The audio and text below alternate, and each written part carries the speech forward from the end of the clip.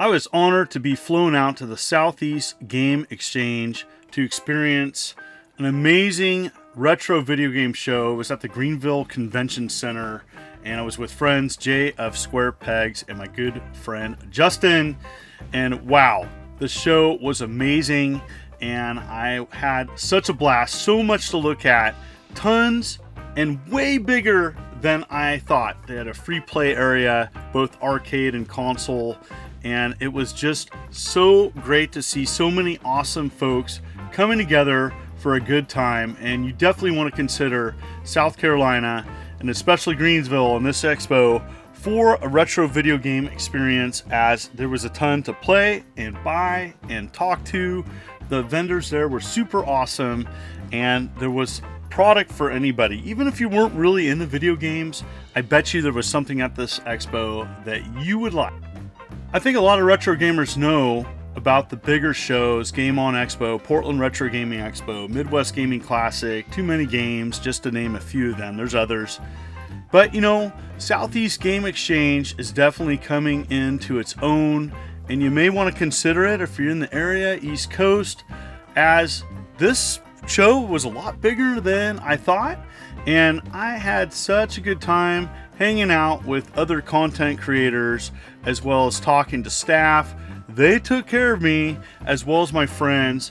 I have to say, I go to a lot of expos every year, and the hospitality, the Southern hospitality, was in effect, as I had a blast looking at all the great stuff, great things. There was awesome books where you could purchase Jeffrey Wittenhagen and premium edition games. Awesome booth. Check out these NES games. There was lots of Nintendo there. Lots of high-end stuff too. So sometimes smaller shows, they don't have the high-end stuff. This show had plenty of it. As you know, sometimes there's mega collectors that come to these, and I want to say this show did not disappoint. If you're looking for everything from Atari to Xbox, lots of Sega, lots of Sega Genesis. It was really nice to see that. Definitely saw some 3DO there as well. That was nice. But yeah, look at this high-end stuff, as you don't see that at smaller shows. And wow, there was a lot of NES collectors roaming around, as the competition was pretty fierce for some of this. It was awesome to be sponsored by Upstate Games, and I want to thank that store so much for sponsoring me and having me flown out, as it was most appreciated, as I had a great time just checking out and talking to him and seeing his booth. He had some really neat stuff there as well. Anyways, back to the show. Lots of 3DO. There was actually a decent amount of 3DO at this expo, something you don't see all the time. Action figures, so even if you weren't into just retro video games, there was a lot of additional things: accessories, toys, pop culture, you name it, it was there. There was some Neo Geo stuff there. It was nice to see that as well. I'm showing a lot of venue footage in this one because people may not consider Southeast Game Exchange to be a destination. Town was really nice too, very green for the summer. It was humid. They did bump up the air conditioner, and the second day was much better than the first day for humidity. But you know what? I definitely recommend this venue if you are in the area, and it's typically in July. And I just had so much fun hanging out with friends and talking to other content creators that I normally don't get to have discussions with. And one of the cool ones, My Retro Life, was there, and wow, what an awesome guy. And got to hang out with friends that had moved away, and that was amazing.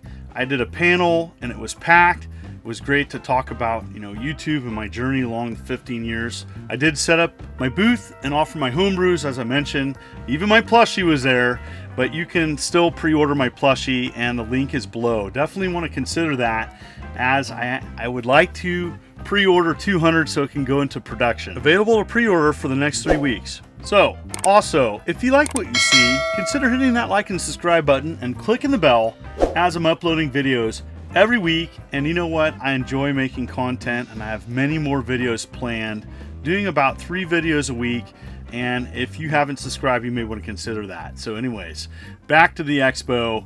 Lots of more modern day games as well, not just retro, but PS4, Switch was abundant, as well as many Wii U games, weird stuff for like even the Tiger R Zone. I mean, you name any oddball console and it was represented. A lot of consoles there as well. Even this vendor had some imports and games and consoles, and so that was really nice to see that.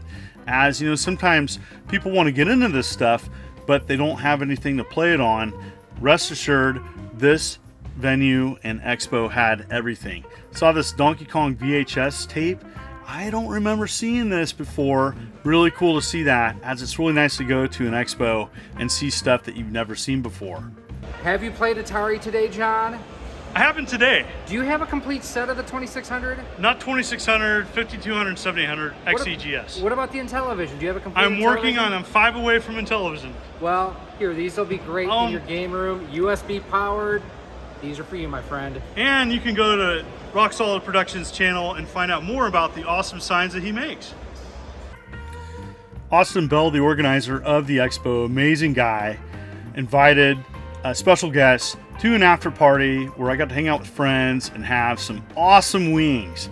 Had some other food too with my friend Justin and other content creators. It was a great time, and wow, look at all the sauces. What sauce would you choose? In the comments below, let us know. And you know what, this was just day one, because there was day two and it was just as packed and as fun as the first day. Rolling in and seeing lots of different things. This vendor here had tons of kind of cool consoles and rare stuff. Look at that deluxe set, it's great shape. Sega Genesis, Super Nintendo, and more, and tons of games to go along with it. The 3DS XL here, Pikachu Yellow Edition, awesome to see that. And you know, I was just going around, saw a lot of Sega Genesis. It was really, really great to see the wide selection of games at the Southeast Game Exchange. And you know, it just didn't have games. There was panels from content creators, and it ended very cool as I got to see my friend 8-Bit Eric wrestle, and it was kind of cool to see that. It was my first indie wrestling experience, and so seeing you know, in person an indie wrestling match, it was awesome. They were getting people into the crowd, and you know, if you've never experienced kind of an indie wrestling match, I highly recommend it, as these are a lot of fun. You know, I'm a big fan of kind of these unique sporting events, and it was awesome to see. Running into other content creators, Retro Rick here with his Flintstones 2 he picked up. Boogie was there with his girlfriend. It was nice to talk to him in person, super nice, as well as my pickups. Here's a small picture of some of my pickups and things I got from friends, as well as some Genesis box upgrades. That was awesome to see. This is one of my cooler pickups, the Atari Jaguar version of the Atari ST computer port of Teenage Mutant Hero Turtles. Not the best conversion of it, but a lot of people have not seen this. I wanted to show some footage as this is controlled with one action button, and you have to press the action button and a direction to do like a jump kick. But you know what, a lot of people didn't even know that the Atari ST had a version of the arcade game Teenage Mutant Ninja Turtles. It was called Teenage Mutant Hero Turtles, I do believe overseas, because of a copyright issue, but I wanted to show some footage here. Really cool. I picked this up and got a small discount on it. As if you don't know, I also have a complete Jaguar and Jaguar CD collection, and my collection is going to be at the Portland Retro Gaming Expo on display. Yes, that's the collection I'm bringing this year. So, and I also picked this up, Strife Sisters. You can go more about this new independent game, strifesisters.com. The link will be below.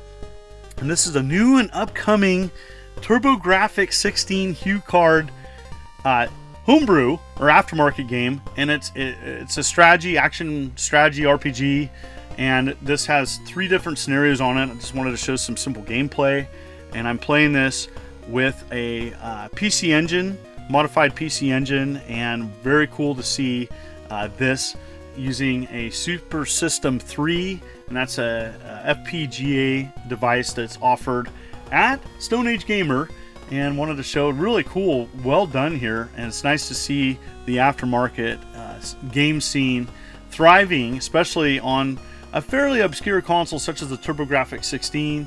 And I want to thank everybody for watching this video. as you know, I really like showing these types of games and wanted to show some footage. Huge shout out to Austin Bell and the Southeast Game Exchange crew. They handled me well, and if you like what you see, you may want to consider hitting that like and subscribe button and clicking the bell as I'm uploading videos every week. You folks are wonderful and beautiful. This is the Immortal John Hancock, and you take care.